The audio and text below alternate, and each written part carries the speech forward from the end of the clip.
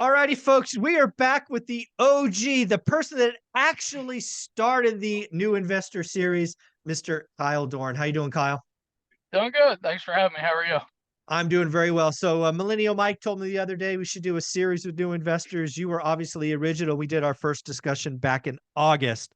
Well, let's just catch people up. Who is Kyle? What do you do? Where you at? And we'll get into having this conversation. Yeah, so I started out house hacking, and I think it was 2018 in Montana, living in a tiny house and renting out the main bigger house. Numbers didn't work here. I spent almost 12 months or so trying to get the numbers to work here and realized it was negative returns. So went out of state and went to the market of Michigan, outskirts of Detroit, Mhm. and purchased my first single family rental property there in October of 22. Mhm. And then I just couldn't get the numbers to quite fit anymore. Just the returns weren't to my likings. They were less than what you can get in a high yield savings account. So anyways, I changed markets to Davenport, Iowa. It was an area that I was driving through. I have a small trucking company, so used to drive through it, twice a week, every week. So started learning that market and purchased my first single family there in June of this year. And then second or another one in that area in July, and then just closed on another one in that area. When was it? October 30th. Yeah. So What that's kind of what what I I got going on. what I remember about your story, and it's really becoming a consistent theme for all of the new real estate investors. And by new, less than 5 years, they've all sacrificed, right? Your story starts again. I don't think people really caught it. So we'll hit it again. In Montana, you bought a two family, right? Two separate structures. You lived in the small house and you rented the bigger unit.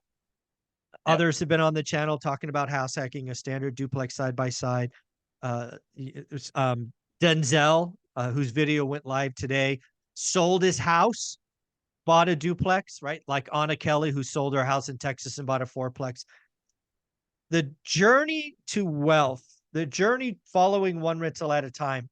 In the beginning, you got to make some sacrifices. You got to make some choices. You got to live below your means so you can stack paper so you can buy in Michigan and then not in Michigan, in Davenport, Iowa. So I just want to go back to that beginning. The other thing that I find interesting about your story is you are in three markets now because you still have Montana, you still have Michigan, and you have Davenport. Is that correct? Yep.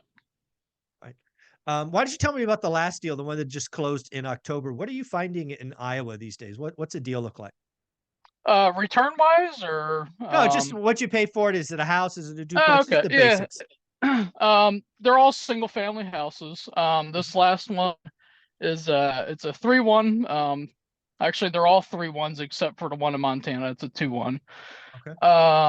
But it actually had a spare non-conforming bedroom, so it can't Oh, okay. legally be counted as a bedroom, but I knew that was value right there, Sure. and it was kind of thrown into the description real quietly, and I Yeah. saw that and I was like, hey, I know, I can get another $50 out of that thing because people are probably going to use it as a bedroom. I'll legally state on my lease you can't, but Yep. that's Yep. It happens. Yeah. yeah, so that one had to put a roof on it immediately. Not leaking or anything, but it was the old 3-tab shingles and some Yeah. wind damage. But you And knew that can't. going in. It wasn't a Oh surprise. yeah, oh yeah, yeah. Basically, what I do is home inspection, sewer scope. Big thing over there is termites, so Mhm. termite inspection. Okay. Um, and anyway, so yeah, the roof was 12,000, which I knew. I already got an estimate before I closed on it, Nice. and so I paid 79,000 for that, and I should be able to get easily 1350 for it. Nice. But pot, Okay. I think if it was summertime, I'd be able to get 1400 this time of year. I don't know. I haven't bought anything this time of year yet, so Yeah. or tried to Yeah. rent out anything this time of year, I should say. Yeah, typically, what I hear from students and followers that are in cold, you meaning it snows there, it's usually $50 less if you're going to try to rent it. And then what they do is they get an 18-month lease so that it renews in the summer This next summer. year. Yeah, so that's a little piece of advice you might want to add, right? Change the lease up from 12 months to 16 or 18 or whatever, basically to bring you in season next time. Right. I'm curious, did you find this on the MLS? It was I think it was on for like 14 days or so. I think they wanted, ooh, so much is going on. My memory's a little blank. I think they wanted 96 for it, I think. And There you go. I think I came in at, oh my God, I think 80 something, but Mhm. also they wanted to take the appliances with all the appliances with them. Oh wow. So we kind of worked in a deal where, all right, well, I'll give you a little bit more to get a higher return to Right. keep the appliances. And he ended up wanting to take, or he wanted to take the washer and dryer. So I was like, okay, no problem. Mhm. And then, found out about the roof. So then we, came down on the sales price. So There yeah, you go. Yeah, so again, it was listed at 96. You ultimately bought it for 79 is what you said, right? 79. Yeah. Yep. Yeah, yeah. Yep. So I mean that's well, I don't know. I'll call it 20% just for quick math. Um so the deals are out there, right? You got to find them. Were you able to get a bank loan on the property? Yeah, all of them have been traditional or conventional. Okay. I can put down 20%, but 25% gives me a little bit better of an interest rate. Sure. So, the numbers work out a little bit better because I'm trying to float in between sacrificing a little bit of the yield or the return for a little bit Right. more cash flow, and it was kind of a good balance. So, Yeah, yeah. I would always do. I mean, in today's lending environment, that extra 5% gets you a marginally better, I mean, a better interest rate. So I want to make sure I'm accurate. Yeah, the deals that I've closed over the last 3 years have all been at least 25%. A couple of them were more because they were 1031s. But yeah, so I would do the same thing. It makes perfect sense. I know there was something, you learned some lessons. I think in a previous conversation you talked about a new team member coming on. You were all excited about. It turns out when you were double checking or digging in, the promise of joy was not great, and you had to make some hard choices. So let's talk about that because people need to understand this is their business, and you got to double check sometimes. Yeah, I've been getting my ass kicked. It Um, happens. yeah, actually the last time we spoke, I actually took, got on a plane probably 2, 3 weeks afterwards to head out there. And this was the second property I purchased out there. And I didn't have any orders I had to pick up for works that week. So kind of out on a limb, just kind of booked the flight ticket, headed out there, gave everybody notice. But just because I talked to them every day, it wasn't like, oh, hey, get your crap together because I'm Yeah, coming out. yeah.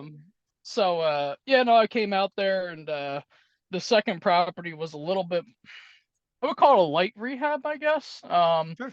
It was it was they said it should be about a month to turn around. And Okay. oh, what was I closed on it July, went out there in September. Oh my So goodness. yeah, they were running a little bit behind, and A little bit. it got worse. Oh no. Yeah, I found out that a lot of things I paid them for that, they supposedly did weren't Mm, done. Basically it was theft. a bullshit excuse that I believed. Yep. Yep. So kind of let things slide, but I've met, several other people out there and strengthened some other relationships that I already had, and that actually kind of developed into what I have right now, actually. So Yeah. One of the things you got, and this is the big thing about out of state investing is for me, it's finding other and Millennial Mike and I just talked about this, the 2-hour masterclass we did over the weekend that we give away on Best of ORAT was you got to find other investors that are winning in your area, right? There's got to be other folks, Kyle in Davenport, Iowa, that are winning. And if you can kind of tap into their network, you can double check people, you can have people, look over your shoulder. And but let's be clear. I've told people that I fired my first 5 PMs. So I had my ass handed to me repeatedly. So you're not alone, right? I've had people lie to me. I've had people steal with me. Um, I remember one time I told people I were coming and the houses were great. I went back the very next weekend and didn't tell anybody. Not okay. Not okay. So again, this is a people business, and unfortunately, sometimes some people are bad, some people are rotten, some people make mistakes, and it behooves you to manage them and make changes when you have to, right? Absolutely. Absolutely. Yeah. Lost my train of thought. Anyways, go Yeah. on. Yeah. So I know you had a question for me that you asked off air that I thought we should actually add to the video, because I think a lot of people will get to this point in their investing career. And I thought we should riff about it and have a conversation, because I've thought about this myself many, many times. So why don't you go ahead and ask it? We can, talk about it. Yeah. So I got the, 5 rental properties, total, so I'm actually just started my first eviction yesterday. I know it's not if, it's when. So I guess when's finally here. So once Yep. things get settled up with that, and I guess I restabilize, and feel a little bit more confident with everything. I was kind of kicking it around to paying off all the properties except the one in Montana. So pay off 4 properties, and it would up my cash flow. And it doesn't cost me a lot to live per month. I'm single, Right. no kids. So I guess I wanted to get your opinion, run some numbers by you. Not Sure. saying I am wanting to do this right now, but just know that there's Yeah. an option. No, I think the first thing I would ask, just knowing the environment we've come through, is what interest rates do you have on the debt today? What is the rough numbers? Nothing but 4%. I know that. Nothing below or nothing above? No, nothing below 4%. So Okay. I got 5% is the one in Montana. I Okay. missed the bandwagon for refinancing because I thought I was just gonna pay it off, and then I started, I found you, and I'm like, oh crap. So too late Got on to do that this. one. Yeah. Okay. All Yep. right. So that So one's five. 5%. Michigan 6.875. Mm, The the first one in Davenport is 6. Second one 6.5, and the third okay. one I just closed on 6.875. All right. So what I would tell you in the audience is 6% is kind of my line. Anything that's kind of 30-year debt fixed below 6, I really have no interest in paying off. Anything above 6, I would absolutely consider. So there's that line in the sand. Because again, right, if you were borrowing money at, let's just say 3.8%, because some people watching this may have debt at that, instead of paying it off, just put your money in a money market account and earn 5%. You're winning each month. So that's why I picked 6% is kind of that dividing line. The next question I would have for you is, it's clear that if these 5 properties were all paid off, you could basically retire, right? You would get enough cash flow from these units given your current lifestyle. Yeah, I would actually only pay off 4 out of the 5. I would Or leave 4 the out of one the in 5, sorry. Montana. Yeah, yep, 4 out of the 5. But even yep. with that, so you pay 4 out of the 5. What I'm hearing you say is the bottom line number after removing debt from the equation, because it's paid off, you would be able to live on that, is what I think you're telling me. Yeah, so basically, if I told you my living costs, you'd probably throw up. It's $542 a month is what it costs me to live off of. Shut up. I am not kidding. So to be fair, the girlfriend Taylor does pay for groceries. Other than that, Uh, those are all my bills. $542 a month. It's just cell phone, car insurance, health insurance, internet. Yeah. I stunned you. I'm sorry. I'm not a loss for um, words very often, but damn, it's dude. been this way for many years, and So so when you don't so have. let's just play this out. So let's call it $600, because I can't say 500. Let's call it 600. Um, you're a relatively young guy. How old are you? Just turned 32. 32. Do you envision ever having kids? Just No, curious. no, Well, okay. All right. All right. Married? absolutely not. So okay. All right. Uh fair enough. I like it. So okay, so $600.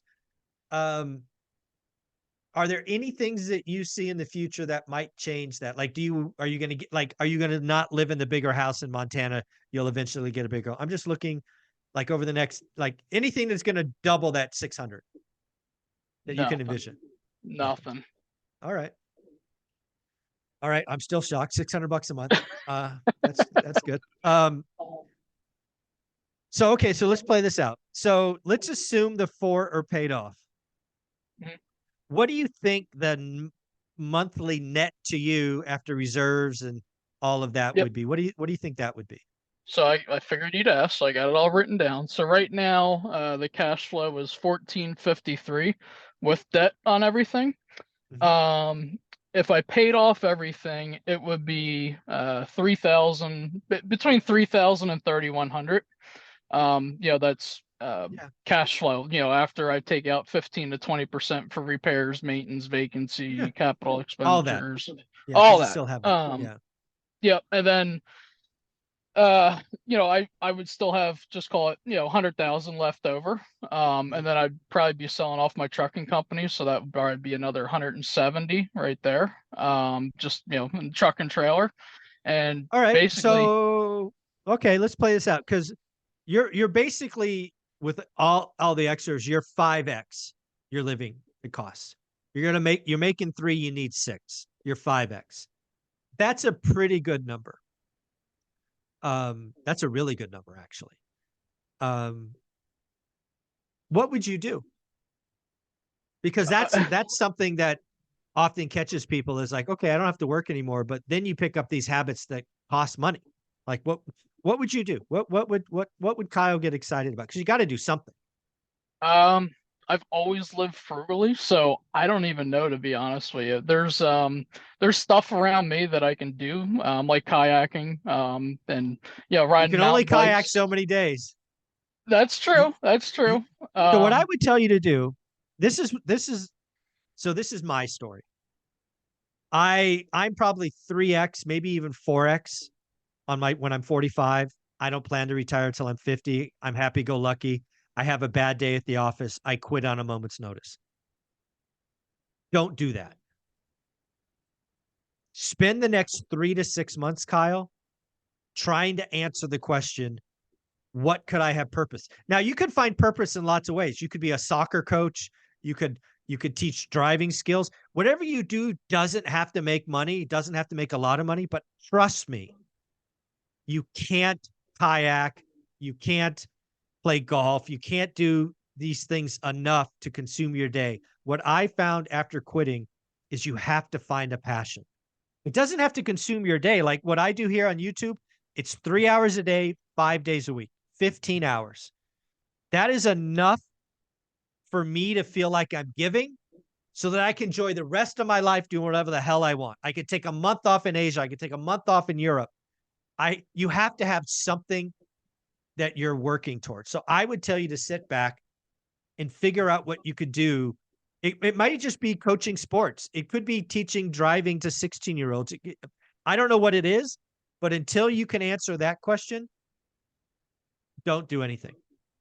But once you have that passion, I got to tell you, 5x your current income, you have no plans to increase it, pay those off, get 3 grand, sell the company, get a pile of cash.